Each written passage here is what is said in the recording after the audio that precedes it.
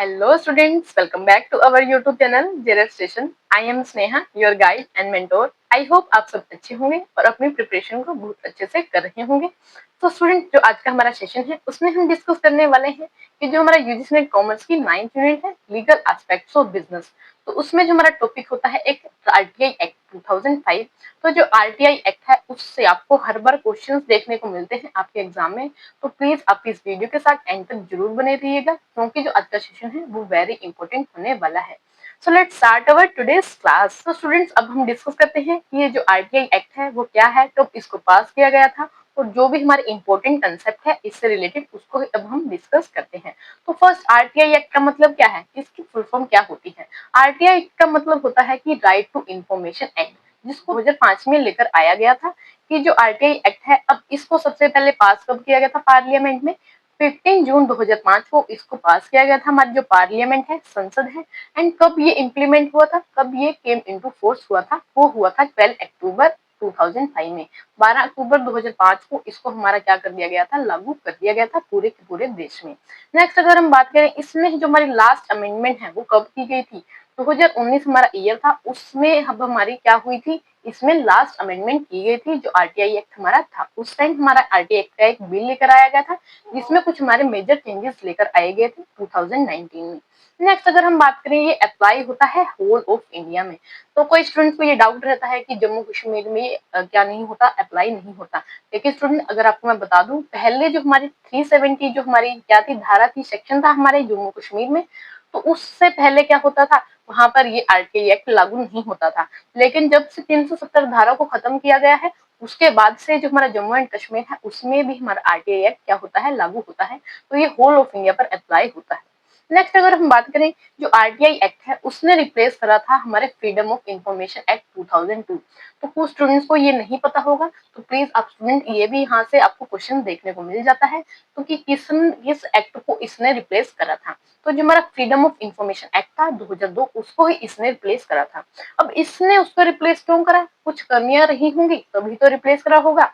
तो कुछ हमारी उसमें सबसे बड़ी कमियां क्या थी, कि आप क्या कर सकते थे, गवर्नमेंट से इंफॉर्मेशन ले तो सकते थे, बट गवर्नमेंट के लिए एक कंपलसरी नहीं था कि वो क्या कर सकती थी, जो हमारी पब्लिक है उसको इंफॉर्मेशन दे भी सकती थी, या फिर नहीं देना चाहे तो वो नहीं भी दे सकती थी।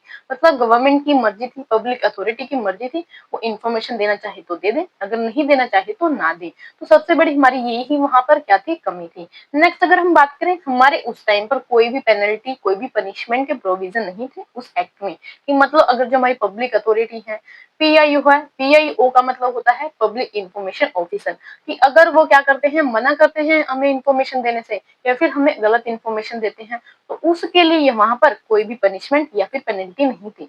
तो कुछ हमारी फ्रीडम ऑफ इंफॉर्मेशन एक्ट में कुछ बहुत कमियां थी, तो जिस वजह से ही हमारा आरटीआई एक्ट लाया गया 2005 में। तो इस एक्ट ने इसको रिप्लेस कर दिया था। नेक्स्ट, अगर हम बात करते हैं, जो हमारा आर्टिकल है 19 सबसेक्शन 1 क्लोज ए में, हम उसमें पढ़ते हैं freedom of speech and expression, हमारा एक फंडामेंटल राइट होता है।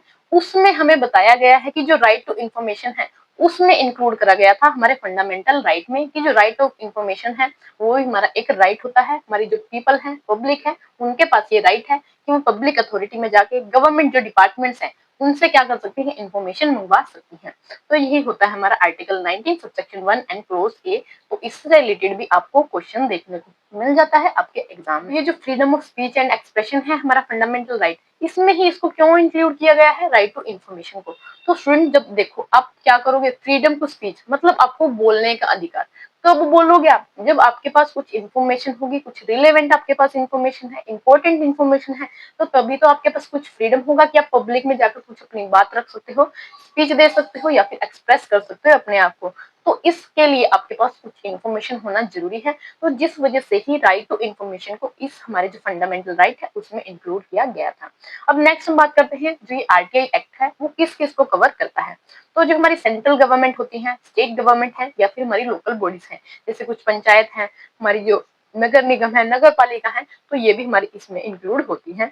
एंड जो हमारे एनजीओ है, एनजीओ मतलब नॉन गवर्नमेंट ऑर्गेनाइजेशन, जो क्या करती है, गवर्नमेंट से कुछ फंड रिसीव कर रही है, चाहे वो प्राइवेट ही क्यों ना हो, लेकिन अगर उन्हें गवर्नमेंट के द्वारा फंड दिया जा रहा है तो उन पर भी हम आरटीआई फाइल कर सकते हैं। नेक्स्ट अगर हम बात करें, जो हमारा आरटीआई एक्ट था उसको लाया ही क्यों गया था, उसका मेन ऑब्जेक्टिव क्या था लाने का। तो सबसे जो हमारा मेन ऑब्जेक्टिव क्या था कि to promote transparency and accountability in the functioning of the public authorities, कि जो भी हमारी पब्लिक अथॉरिटीज हैं उनके काम में क्या लाई जाए, ट्रांसपेरेंसी लाई जाए और अकाउंटेबिलिटी। अब ये ट्रांसपेरेंसी क्या होता है और ये अकाउंटेबिलिटी क्या होता है। ट्रांसपेरेंसी का मतलब कि जैसे आप देखते हो ना, कोई कांच है, शीशा है, उसके आर पार आप देख सकते हो। ट्रांसपेरेंसी भी यही कहती है कि जैसे कुछ भी गवर्नमेंट ऑफिस है, हमारे जो भी डिपार्टमेंट्स हैं, कि अगर यहाँ पर ऐसा काम हो रहा है तो वहां पर आप देख सकते हो कि उस साइड भी वैसा ही काम हो रहा है। तो ट्रांसपेरेंसी कब आएगी, कोई भी वहां पर करप्शन नहीं हो रहा, अंडर द टेबल वहां पर कैश नहीं दिया जा रहा किसी काम को परफॉर्म करवाने के लिए। तो सिंपल सा मतलब यही है कि यहाँ पर हम आर पार देख सकते हैं, जो भी हमारी पब्लिक है, पीपल है, जो भी हमारे ऑफिसर्स काम कर रहे हैं, तो उनके काम में बिल्कुल भी क्या ना हो, करप्शन ना हो, वो कोई भी हमारी अनफेयर प्रैक्टिस का यूज ना करें, उनके काम में बिल्कुल ट्रांसपेरेंसी हो। तो यही होता है ट्रांसपेरेंसी। एंड नेक्स्ट अगर हम बात करें अकाउंटेबिलिटी की, अकाउंटेबिलिटी को हम बोलते हैं आंसरेबिलिटी, किसकी जवाबदेही है कि इस काम को इस पर्सन ने परफॉर्म कर दिया, तो कौन सा वो पर्सन है जिसने इस काम को करा होगा। तो इस अकाउंटेबिलिटी को भी फिक्स करने के लिए हमने आरटीआई एक्ट को क्या करा था, फॉर्मुलेट करा था। तो आई होप स्टूडेंट कि आपको इसके ऑब्जेक्टिव के बारे में भी क्लियर हो गया होगा। नेक्स्ट हम बात करते हैं कि जो हमारा आरटीआई एक्ट है उसमें कुछ की डेफिनेशन के बारे में बताया गया है। तो फर्स्ट हम डिस्कस कर लेते हैं कि एक इन्फॉर्मेशन होता है, कि आरटीआई एक्ट में इन्फॉर्मेशन क्या होती है, तो उसके बारे में हम डिस्कस करते हैं कि इट इंक्लूड्स एनी मटेरियल, कि कोई भी मटेरियल किसके फॉर्म में हो सकता है, जो डॉक्यूमेंट्स के फॉर्म में है, कुछ रिपोर्ट्स के फॉर्म में हो सकता है, मेमोज है, ईमेल्स है, प्रेस की कोई भी रिलीज हो सकती है, या फिर कोई भी ऑर्डर हो सकता है, नोटिफिकेशन हो सकता है, एंड कोई भी लॉग बुक है, कॉन्ट्रैक्ट है, रिपोर्ट्स या फिर पेपर्स हैं, कुछ सैंपल्स हो सकते हैं, मॉडल्स हैं, या फिर डाटा जो हमारा इलेक्ट्रॉनिक फॉर्म में हो सकता है। तो वो हमारी होती है आरटीआई एक्ट में इंफॉर्मेशन, कि अब हमें क्या चाहिए, इंफॉर्मेशन चाहिए। तो हम क्या कर सकते हैं, कुछ ईमेल भी ले सकते हैं, कुछ लॉग बुक भी ले सकते हैं, कुछ ऑर्डर की कॉपी है वो भी ले सकते हैं, एंड कुछ प्रेस रिलीज है। तो अब हम सब सारी की सारी जो इंफॉर्मेशन है उसको हम ले सकते हैं, और इलेक्ट्रॉनिक फॉर्म में अगर हम किसी डाटा की जरूरत है तो उसको भी हम यहाँ पर ले सकते हैं।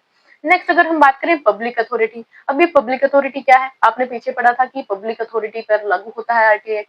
तो ये पब्लिक अथॉरिटी का मतलब है कि कोई भी एंटिटी जिसको एस्टेब्लिश करा गया है या फिर कॉन्स्टिट्यूट किया गया है, किसके द्वारा, बाय और अंडर द कॉन्स्टिट्यूशन, या तो कॉन्स्टिट्यूशन के द्वारा किया गया है या फिर अंडर द कॉन्स्टिट्यूशन, कि कुछ हमारे जो कॉन्स्टिट्यूशन है उसके संविधान में कुछ सेक्शन के अंडर उसको बनाया गया है, कुछ उसके लिए लॉ फॉर्मुलेट कराया गया है, या फिर उसके लिए हमने क्या करा था, एक्ट पास करा गया था। ये मतलब कोई भी एंटिटी जिसको एस्टेब्लिश किया गया, कॉन्स्टिट्यूट किया गया, किसके द्वारा, कॉन्स्टिट्यूशन के द्वारा, या फिर अंडर द कॉन्स्टिट्यूशन, या फिर किसी लॉ के द्वारा, और बाय द गवर्नमेंट नोटिफिकेशन, या फिर गवर्नमेंट ने कुछ नोटिफिकेशन निकाल दिया कि ये हमारी जो भी बॉडी है, ये हमारी एंटिटी पब्लिक अथॉरिटी कहलाएगी, या फिर ओन कंट्रोल और फाइनेंस बाय द गवर्नमेंट, या फिर कोई भी एंटिटी है जिसको ओन कौन कर रहा है, गवर्नमेंट कर रही है, कंट्रोल कौन कर रहा है, गवर्नमेंट कर रही है, या फिर जिसको फाइनेंस किया जा रहा है गवर्नमेंट के द्वारा। अभी यहाँ पर मेन एक जो कंफ्यूजन है वो ये हो सकती है कि प्राइवेट बॉडीज भी हमारी आरटीआई के अंदर आ सकती हैं। वो कब कब आएंगी, जब उनको फाइनेंस किया जा रहा है गवर्नमेंट के द्वारा। तो मेन पॉइंट हमारा यही है यहाँ पर कि जो हमारी अगर प्राइवेट बॉडीज हैं, कोई एनजीओ हैं जिनको फंड किया जा रहा है गवर्नमेंट के द्वारा, तो वही हमारी आरटीआई के अंदर आएंगी। अदरवाइज जो हमारी पब्लिक प्राइवेट सेक्टर है, हमारा कॉर्पोरेट सेक्टर है, वो हमारा आरटीआई के अंदर नहीं आता है। नेक्स्ट अगर हम बात करें, जो अब कई बार आपसे सेक्शन से रिलेटेड भी क्वेश्चन पूछ लिए जाते हैं, तो जो हमारा आरटीआई एक्ट है उसमें इंफॉर्मेशन को किस सेक्शन में डिफाइन करा गया है, तो जो हमारा सेक्शन होता है 2 सबसेक्शन एफ। तो स्टूडेंट आपको ना एक ट्रिक बता देती हूँ कि जो जितने भी हमारी डेफिनेशंस है ना, उनको सेक्शन 2 में बताया गया है। जितने भी आप एक्ट पढ़ लीजिए, कोई जीएसटी एक्ट पढ़ लीजिए, कोई कंपनी का एक्ट पढ़ लीजिए, तो हर एक एक्ट में आप देखोगे कि जितने भी हमारी मेन डेफिनेशंस होती हैं उनको बताया गया होता है सेक्शन 2 में। बस उनके आपको सब सेक्शन को ही लर्न करना होता है। तो जो इन्फॉर्मेशन है वो सेक्शन 2 सबसेक्शन एफ में बताया गया है, एंड पब्लिक अथॉरिटी को बताया गया है सेक्शन 2 सबसेक्शन एच में। तो आई होप कि आपको ये डेफिनेशन के बारे में क्लियर हो गया होगा।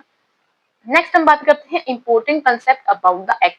ये हमारा जो एक्ट है उसमें हम कुछ इंपोर्टेंट कंसेप्ट के बारे में पढ़ते हैं, और यहाँ से आपको कुछ क्वेश्चंस भी आपके एग्जाम में देखने को मिल सकते हैं। तो फर्स्ट इसमें है कि जो हमारी एप्लीकेशन होती है आरटीआई की, जैसे एप्लीकेशन फाइल करते हैं, तो ऐसा नहीं है कि हमें एक फॉर्मेट को फॉलो करना पड़ेगा, कि ऐसा एक प्रिस्क्राइब्ड फॉर्मेट इसमें नहीं बताया गया कि जिसमें आपको क्या करनी पड़ती है, अपनी एप्लीकेशन को लिखना पड़ता है। आप किसी भी प्लेन पेपर पर आप की एप्लीकेशन को लिख सकते हो, आप आरटीआई फाइल कर सकते हो पेन पेपर पर भी। नेक्स्ट अगर हम बात करें जो हमारी आरटीआई में अगर आप फाइल करोगे तो उसकी फीस आपको पे करनी पड़ती है जो होती है 10 रुपीज।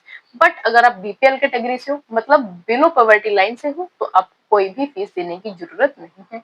नेक्स्ट अगर हम बात करें कि आपने आरटीआई फाइल करी, ऐसा नहीं है आपकी, आप क्या करो पब्लिक अथॉरिटीज को रीजन बताओ कि मुझे तो ये कारण है, इस वजह से मैंने आरटीआई फाइल करी। तो इसमें आपको कोई भी रीजन को स्पेसिफाई करने की जरूरत नहीं है और बिल्कुल ये आपको आरटीआई एक्ट में बताया गया है और हमारी जो गवर्नमेंट है आरटीआई एक्ट है उसमें आपको ये राइट दिया गया है कि आपको कोई जरूरत नहीं है कि आप रीजन बताओ कि मुझे क्यों आरटीआई फाइल करी है। नेक्स्ट आ जाता है कि जो हमारी लैंग्वेज है, जो भी हम एप्लीकेशन लिखेंगे वो हमारी हिंदी भी हो सकती है, इंग्लिश में लिख सकते हैं या फिर जो हमारी स्टेट की ऑफिशियल लैंग्वेज है उसमें भी हम आरटीआई फाइल कर सकते हैं। तो जो नॉर्मली हमारी ड्यूरेशन रहती है इन्फॉर्मेशन को रिसीव करने की आरटीआई एक्ट में वो रहती है 30 डेज।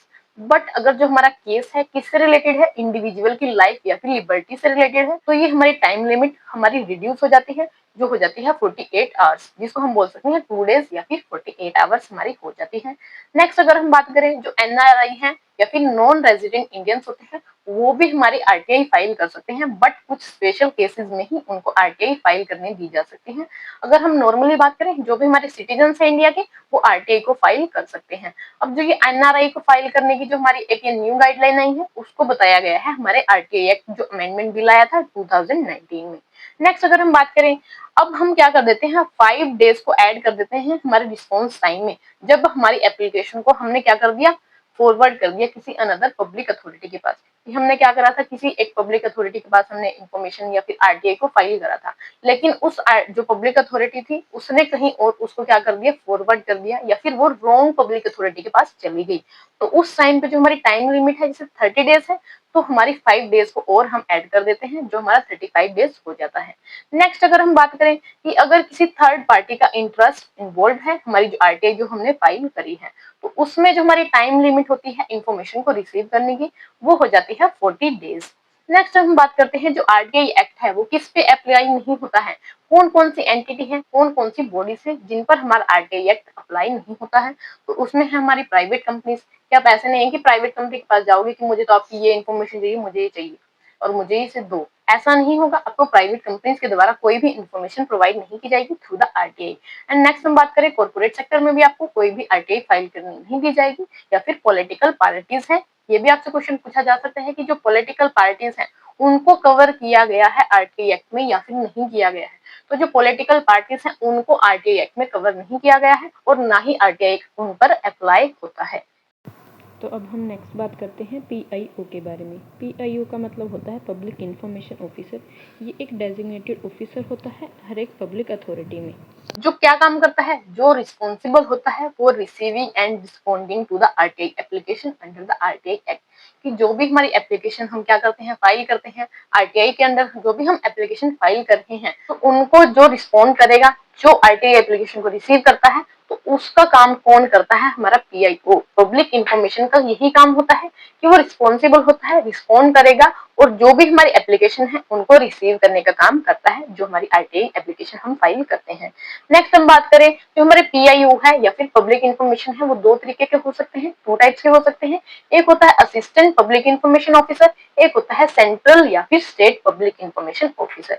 नेक्स्ट हम बात करते हैं जब हम इनके लेवल्स पढ़ते हैं तो हमारा फर्स्ट लेवल पे हम बात करते हैं हमारा आता है पब्लिक इंफॉर्मेशन ऑफिसर। कि जब हम क्या कर रहे थे, कुछ हम आरटीआई को फाइल कर रहे थे तो सबसे पहले हम कहाँ पर आरटीआई फाइल करते हैं, आरटीआई को हम फाइल करते हैं पब्लिक इंफॉर्मेशन ऑफिसर के पास जो एक पब्लिक अथॉरिटी में हमारा काम करता है। तो अब हमें क्या करा कि जो पब्लिक, तो क्या हुआ कि हमने जो भी आरटीआई फाइल करी थी हमें पीआईओ ने क्या कर दिया, कुछ हमारा आंसर दे दिया जो उसको रिसीव हुई और उसने रिस्पॉन्ड कर दिया 30 डेज में। अब क्या हुआ, हम उसके जो भी रिस्पॉन्स था उससे हम सेटिस्फाइड नहीं है या फिर जो हमारा पब्लिक इंफॉर्मेशन ऑफिसर था उसने 30 डेज में या फिर जो भी उनका रिस्पॉन्स टाइम था उसमें अगर उन्होंने रिस्पॉन्ड नहीं करा तो हम क्या कर सकते हैं, अपील फाइल कर सकते हैं अगेंस्ट द पीआईओ। या तो हम उनके अगेंस्ट अपील फाइल करें कि उन्होंने टाइम लिमिट में अपना रिस्पॉन्स क्या नहीं करा, बताया नहीं, या फिर उन्होंने जो भी रिस्पॉन्स बताया उससे हम सेटिस्फाइड नहीं है तो उनके अगेंस्ट हम क्या कर सकते हैं, अपील फाइल कर सकते हैं। तो अब हम कहाँ पर जाएंगे अपील फाइल करने, तो हम जाएंगे फर्स्ट अपीलेट अथॉरिटी के पास। तो जो हम क्या करते हैं, जहाँ पर हम इस PIO के खिलाफ हम क्या करते हैं, अपील फाइल करते हैं। अगर हम जो हमारी फर्स्ट अपीलेट अथॉरिटी था उसका जो भी रिस्पॉन्स आया उससे भी अगर हम सेटिस्फाइड नहीं है तो हम दोबारा फिर क्या कर सकते हैं, अपील फाइल कर सकते हैं against the first appellate authority. तो अब हम कहां पर जाएंगे, फाइनल अपीलेट अथॉरिटी के पास जाएंगे, जो कौन होते हैं, हमारे सेंट्रल या फिर स्टेट इंफॉर्मेशन कमीशन होते हैं। सेंट्रल मतलब CIC एंड SIC। CIC मतलब central information commission and SIC मतलब स्टेट इंफॉर्मेशन कमीशन। तो इनके पास हम जाएंगे अपनी जो भी अपील है against the first appellate authority. अब जो हमारे फाइनल अपीलेट अथॉरिटी कौन होती है, सेंट्रल इंफॉर्मेशन कमीशन या फिर स्टेट इंफॉर्मेशन कमीशन हमारी फाइनल अपीलेट अथॉरिटी होती है, जो हमारी थर्ड लेवल पर काम करती है।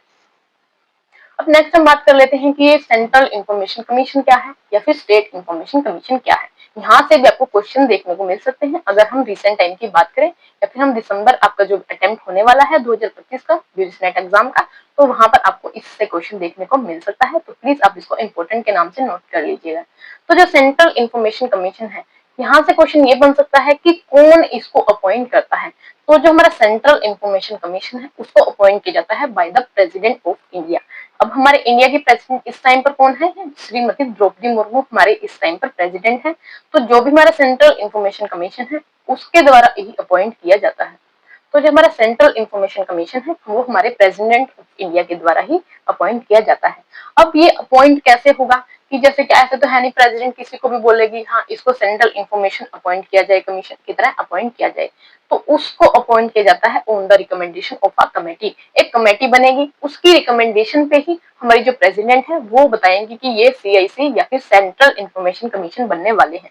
अब ये कमेटी है, इससे रिलेटेड आपको क्वेश्चन पूछा जा सकता है कि इस कमेटी में कौन कौन होता है, कौन कौन इस कौन कौन इस कमेटी के मेंबर होते हैं। तो इसमें हम फर्स्ट बात करें, हमारा प्राइम मिनिस्टर होता है, इंडिया का जो भी प्राइम मिनिस्टर है, प्राइम मिनिस्टर नरेंद्र मोदी। तो हमारे फर्स्ट जो है हमारे मेंबर होते हैं इस कमेटी के। नेक्स्ट अगर हम बात करें जो हमारा लीडर होता है ओपोजिशन पार्टी का, जो हमारे ओपोजिशन पार्टी के लीडर है इस टाइम पर वो है राहुल गांधी। तो इस टाइम पे हमारे वो इस कमेटी के मेंबर हो सकते हैं। एंड हमारे यूनियन कैबिनेट मिनिस्टर जो अपॉइंट किए जाते हैं PM के द्वारा। तो 3 मेंबर होते हैं, एक होता है प्राइम मिनिस्टर, एक होता है leader of opposition party and third होता है हमारा जो भी कैबिनेट मिनिस्ट्री में हमारे जो भी यूनियन कैबिनेट मिनिस्टर है जिसको किसने अपॉइंट करा है, प्राइम मिनिस्टर ऑफ इंडिया ने अपॉइंट करा है। तो ये 3 मेंबर होते हैं जो इसको अपॉइंट करता है। नेक्स्ट आ जाता है स्टेट इंफॉर्मेशन कमीशन। अब ये जो स्टेट इंफॉर्मेशन कमीशन है स्टेट से रिलेटेड, अब ये जो स्टेट इंफॉर्मेशन कमीशन है इसको कौन अपॉइंट करता है, जो हमारा स्टेट का गवर्नर होता है उसको ये अपॉइंट करता है। नेक्स्ट अगर हम बात करें, ये भी ऐसा नहीं है कि गवर्नर किसी को भी बोल दे ये स्टेट इंफॉर्मेशन कमीशन बनेगा, तो कुछ रिकमेंडेशन पे ही वो कमेटी की क्या करता है, अपॉइंट करता है। अब ये जो कमेटी है इसमें कौन कौन होता है, अब जो स्टेट इंफॉर्मेशन कमीशन है उसके लिए जो कमेटी बनती है वो उसमें हमारे 3 मेंबर होते हैं। एक होता है हमारा चीफ मिनिस्टर जो भी हमारा स्टेट का रहता है, और हमारा होता है लीडर ऑफ ओपोजिशन पार्टी। अब हम क्या करते हैं, जब हमने पढ़ा था सेंट्रल इंफॉर्मेशन कमीशन में वहां पर भी हमने एक लीडर पढ़ा ओपोजिशन पार्टी का, लेकिन वहां पर लीडर होगा हमारा लोकसभा में जो ओपोजिशन पार्टी का रहता है। जबकि स्टेट इंफॉर्मेशन कमीशन में हमारा जो राज्यसभा में लीडर होता है ओपोजिशन पार्टी का, तो वहां पर ये काम करता है। नेक्स्ट अगर हम बात करें, हमारा कैबिनेट मिनिस्टर होगा जिसको हमारे चीफ मिनिस्टर किसी स्टेट के अपॉइंट करते हैं। तो थर्ड हमारा ये मेंबर होगा इस कमेटी का। तो आई होप कि आपको ये स्टेट इंफॉर्मेशन कमीशन और सेंट्रल इंफॉर्मेशन कमीशन क्लियर हो गए होंगे। तो अब हम इसमें पढ़ते हैं कि कुछ हमारी ऐसी इंफॉर्मेशन है जिनको एग्जम्प्ट किया गया है कि आप इसको डिस्क्लोज नहीं कर सकते अमंग द पब्लिक। ये अब इसमें कौन कौन सी इंफॉर्मेशन है कि अब अगर हम RTI फाइल करते हैं तो हमें ये इंफॉर्मेशन के बारे में बताया नहीं जाएगा। तो फर्स्ट इसमें है कि security and sovereignty of the nation, कि कोई भी इंफॉर्मेशन जो हमारी सिक्योरिटी से, हमारी कंट्री की सिक्योरिटी या फिर सोवरेनिटी से रिलेटेड है। तो ऐसा नहीं है कि कोई भी पब्लिक का मेंबर उठ के आएगा और हमसे ये मांग लेगा हमारी कंट्री की सोवरेनिटी से कोई भी इंफॉर्मेशन, तो उसको ये इंफॉर्मेशन बिल्कुल भी प्रोवाइड नहीं की जाएगी। इस इंफॉर्मेशन को RTI एक्ट में एग्जम्प्ट किया गया है। नेक्स्ट अगर हम बात करें, हमारे कुछ ट्रेड सीक्रेट हैं या फिर इंटेलेक्चुअल प्रॉपर्टी राइट्स होते हैं, तो उनको भी आपको नहीं बताया जाएगा अगर आप RTI फाइल करते हो। कहने का मतलब है कि आप क्या कर रहे हो, कुछ पेटेंट का फॉर्मूला मांग रहे हो जा जाके गवर्नमेंट डिपार्टमेंट में, तो आपको इसके बारे में बिल्कुल भी नहीं बताया जाएगा। नेक्स्ट अगर हम बात करें, कोई भी ऐसी इंफॉर्मेशन जिसको फॉरबिड किया गया है कोर्ट के द्वारा। फॉरबिड का मतलब कि उसको मनाही है कि आप इंफॉर्मेशन को पब्लिक में डिस्क्लोज नहीं कर सकते। तो स्पेसिफिकली कोर्ट ने बताया है कि इस इंफॉर्मेशन को पब्लिक में डिस्क्लोज नहीं किया जा सकता, तो इस इंफॉर्मेशन को आप नहीं दे सकते अंडर द RTI। नेक्स्ट अगर हम बात करें, कोई भी इंफॉर्मेशन जो हमें रिसीव हुई है कॉन्फिडेंस में फ्रॉम द फॉरेन गवर्नमेंट, कि कोई फॉरेन गवर्नमेंट ने हमें कुछ इन्फॉर्मेशन बताई है, बहुत ज्यादा जो कॉन्फिडेंशियल नेचर की है, बहुत ज्यादा कुछ सीक्रेट नेचर की इन्फॉर्मेशन है। कोई भी पब्लिक में जो भी कोई पर्सन है, पीपल है, ऐसे नहीं कि वो इस इन्फॉर्मेशन को क्या करे, आरटीआई फाइल करे और इस इन्फॉर्मेशन को ले सके। नेक्स्ट अगर हम बात करें, इन्फॉर्मेशन कोई भी हमें फिड्यूसरी कैपेसिटी में क्या हुई है, रिसीव हुई है। फिड्यूसरी कैपेसिटी का मतलब हमें कॉन्फिडेंस या फिर हमारा जो ट्रस्ट है दो पार्टीज के बीच में, तो उस ट्रस्ट में हमें कोई इन्फॉर्मेशन रिसीव हुई थी कि हाँ मैंने उस पर ट्रस्ट करके कुछ इन्फॉर्मेशन बताई थी उसको। तो अब ऐसा नहीं कि जिसको मैंने इन्फॉर्मेशन बताई वो किसी अब जाके अमंग द पब्लिक वो इसको डिस्क्लोज कर दे। तो ऐसी इन्फॉर्मेशन जो फिड्यूसरी कैपेसिटी में हमें क्या होती है, रिसीव होती है गवर्नमेंट डिपार्टमेंट में, गवर्नमेंट ऑर्गेनाइजेशन में, तो आप उनके लिए आरटीआई फाइल नहीं कर सकते। नेक्स्ट आ जाता है information related to the life and physical safety of a person, कि किसी पर्सन की लाइफ से रिलेटेड कोई इन्फॉर्मेशन फिजिकल सेफ्टी से रिलेटेड है किसी पर्सन की, तो ऐसा नहीं है कि आप किसी की लाइफ पर आकर जाके इन्फॉर्मेशन मांग रहे हो आरटीआई के अंदर, तो आप ऐसा नहीं कर सकते। आरटीआई के अंदर आप किसी भी पर्सन की फिजिकल सेफ्टी या फिर लाइफ से रिलेटेड इन्फॉर्मेशन को नहीं मांग सकते आरटीआई फाइल कर। नेक्स्ट अगर हम बात करें, कोई भी इन्फॉर्मेशन जो कवर होती है ऑफिशियल सीक्रेट एक्ट 1923 में, तो उस इन्फॉर्मेशन को भी आप क्या नहीं कर सकते, आरटीआई फाइल करके ले नहीं सकते, इसको भी इस एक्ट में एग्जम्प्ट किया गया है। नेक्स्ट हम बात करते हैं, अब कुछ ऑर्गेनाइजेशन है जिनको एग्जम्प्ट किया गया है आरटीआई एक्ट में, कि इन ऑर्गेनाइजेशन से हम जाके आरटीआई फाइल कर इन्फॉर्मेशन नहीं मांग सकते। तो उसमें हमारी फर्स्ट है आईबी, इंटेलिजेंस ब्यूरो है, या फिर रो का मतलब है रिसर्च एंड एनालिसिस विंग है, एनआईए है मतलब नेशनल इंस्पेक्शन एजेंसी है, डीआरआई मतलब डायरेक्टरेट ऑफ रेवेन्यू इंटेलिजेंस है हमारी, एंड नेक्स्ट है हमारी बीएसएफ, बॉर्डर सिक्योरिटी फोर्स है, एंड नेक्स्ट है हमारी CISF central industrial security force है, एंड सीआरपीएफ का मतलब सेंट्रल रिजर्व पुलिस फोर्स होती है, एंड हमारी लास्ट है असम राइफल्स और एक्सेट्रा। ये हमारी सारी की सारी ऑर्गेनाइजेशन है जिनको एग्जम्प्ट किया गया है कि आप इन ऑर्गेनाइजेशन से जाकर इंफॉर्मेशन को गेट नहीं कर सकते आरटीआई के अंडर।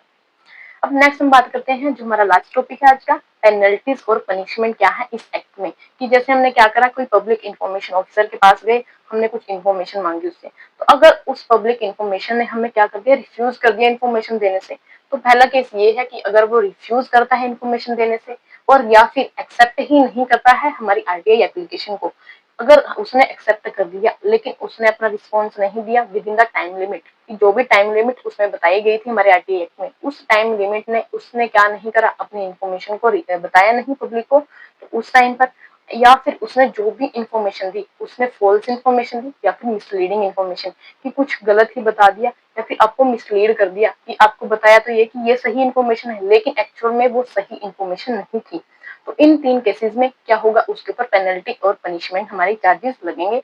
तो उसमें पेनल्टी कितनी लगती है, 250 पर डे हमारे चार्जेस होते हैं, और ये हमारी मैक्सिमम कितनी हो सकती है, 25,000 तक हमारी ये जो क्या है पेनल्टी जा सकती है। तो ये हमारी है पेनल्टी और पनिशमेंट के प्रोसीजर, की 250 पर डे उसको पनिशमेंट दी जा सकती है और 25,000 तक मैक्सिमम उसको पे करना पड़ सकता है। तो students thank you, I hope कि आपको आज का जो सेशन है वो बहुत अच्छा लगा होगा, और मैंने इस सेशन को लेके आने में आपके लिए बहुत ज्यादा मेहनत भी की है। तो प्लीज अगर आपको हमारा सेशन अच्छा लगता है तो आप लाइक शेयर और सब्सक्राइब जरूर कीजिएगा। अगर आपको कोई भी डाउट रहता है then please ask your doubts in the comment section, and आप हमारे टेलीग्राम चैनल और व्हाट्सएप चैनल को भी फॉलो कर सकते हैं, उसका लिंक मैंने डिस्क्रिप्शन में दिया हुआ है। So thank you.